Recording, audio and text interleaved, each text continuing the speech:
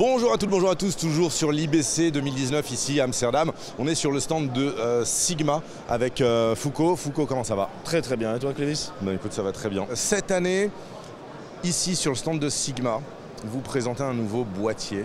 Nous présentons le Sigma FP. Alors, ça fait un petit moment qu'on le voit sur les forums et tout ça, bon, c'est cool. Voilà. Là, on peut le tenir en main en direct pour la première fois. Okay. Le plus petit, le plus léger des boîtiers plein format actuellement sur le marché. Ah, ce que j'allais dire, il est vraiment tout petit. 370 grammes sans la batterie, sans la carte. Ok. Entièrement accessoirisable.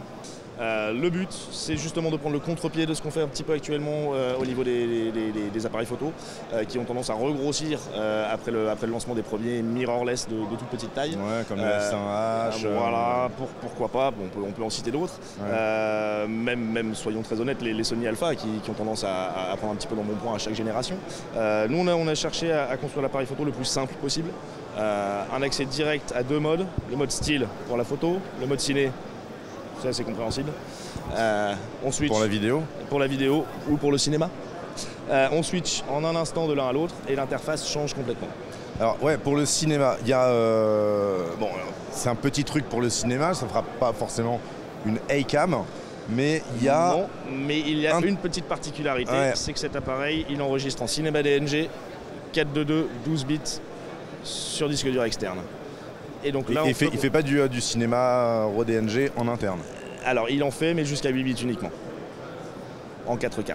Ok. Et est-ce que vous avez prévu de développer d'autres codecs ou de fonctionner avec un enregistreur externe qui serait...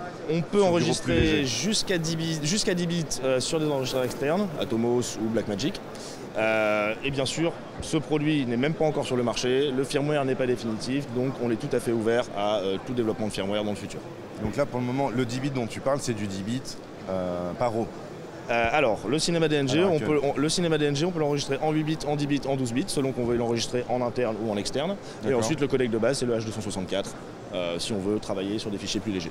Ok, donc tu me disais aussi, donc le capteur, c'était 24 millions de pixels. C'est un capteur plein format, rétro-éclairé de 24,1 millions de pixels. Les cartes qu'on doit utiliser dessus, est-ce que ce sont des cartes rapides? Ce sont des cartes XQD, ultra rapides, SD, 300 mégasecondes minimum. Puisque quand on est en cinéma DNG, on peut monter jusqu'à 440 mégabits par seconde. Okay. Donc il faut de la carte rapide. La batterie, c'est une batterie générique, standard? C'est une batterie Sigma, mais qui est également identique à un modèle de chez Panasonic dont je ne me rappelle plus le nom. Une batterie de 1200 mAh, 7,2 volts. Okay. Combien de temps est-ce qu'on peut espérer tourner avec? Alors, 70 minutes de vidéo. En continu? En continu. En RAW, max format? Exactement, et en sachant que ce boîtier n'a pas de limite d'enregistrement. Sigma va garantir... Donc c'est une caméra? C'est une caméra. Sigma va le garantir jusqu'à 2 heures, mais théoriquement, il n'y a pas de limite d'enregistrement. D'accord. Il y a des accessoires qui permettent d'alimenter, je suppose, en externe? Bien entendu. Il y a une prise USB-C. Il y a une prise USB-C, il y a une prise HDMI, il y a une prise micro. On peut remplacer la batterie par un petit système qui va permettre de l'alimenter par un système VLOC également. D'accord. On a également un adaptateur secteur, ce qui est tout à fait normal. L'alimentation, est-ce qu'elle peut se faire via la prise USB type C? Alors, malheureusement, on ne peut pas l'alimenter en fonctionnement par la prise USB-C. La prise USB-C peut servir à recharger la batterie lorsque l'appareil est éteint, mais malheureusement, on ne peut pas l'alimenter quand il est en fonctionnement. Ok, alors je vois qu'il y a en termes de connectique, donc HDMI, entrée-son. HDMI, entrée-son, malheureusement pas de casque. Malheureusement pas de casque. Est-ce qu'il y a une monture intelligente ou quoi, un truc non, qui permettrait d'en... Il n'y a pas de porte-griffe qui permettrait d'utiliser l'accessoire? Il y a un accessoire qui vient se mettre ici, ce qu'on appelle un hot shoe, donc une griffe flash, qui a des contacts avec l'appareil ici. Ok. Et donc on peut bien sûr accessoiriser le produit autant qu'on le souhaite. Autre question, donc là il est petit, tu me parlais d'accessoirisation, est-ce qu'il y a déjà des caches qui existent? Est-ce qu'on peut faire quelque chose? Sigma propose 2 types de grip, un tout petit grip qui va plus être destiné on va dire à la photo, un grip un peu plus important avec une baseplate intégrée pour avoir une prise en main vraiment costaud.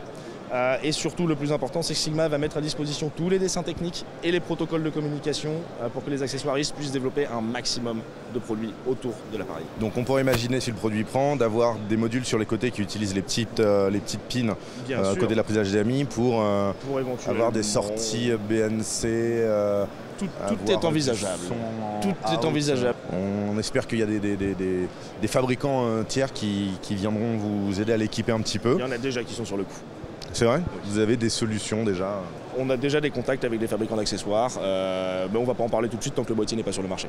Il y a juste un truc moi, que tu m'avais montré, que j'avais bien aimé. C'est un chercheur de champ. C'est le viseur de champ. Chez Sigma, on s'est rendu compte qu'il y avait une petite problématique actuellement, c'est que la plupart des viseurs de champ ont été conçus pour le Super 35 et qu'il n'y a pas de viseur de champ plein format.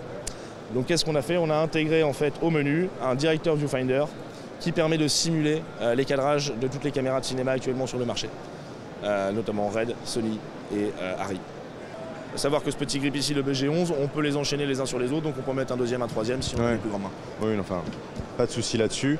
Je vois donc du coup, on est passé... Config, voilà, la config ici, parce qu'on est passé d'un FP tout petit à une config un petit peu plus importante. Alors, qu'est-ce qu'on a ici? On a donc une loupe ici qui permet d'isoler et d'avoir vraiment une bonne visualisation sur l'écran de 2 100 000 points. Le FP, un convertisseur de monture MC31 qui permet de passer de la monture PL à la monture L et un objectif de cinéma.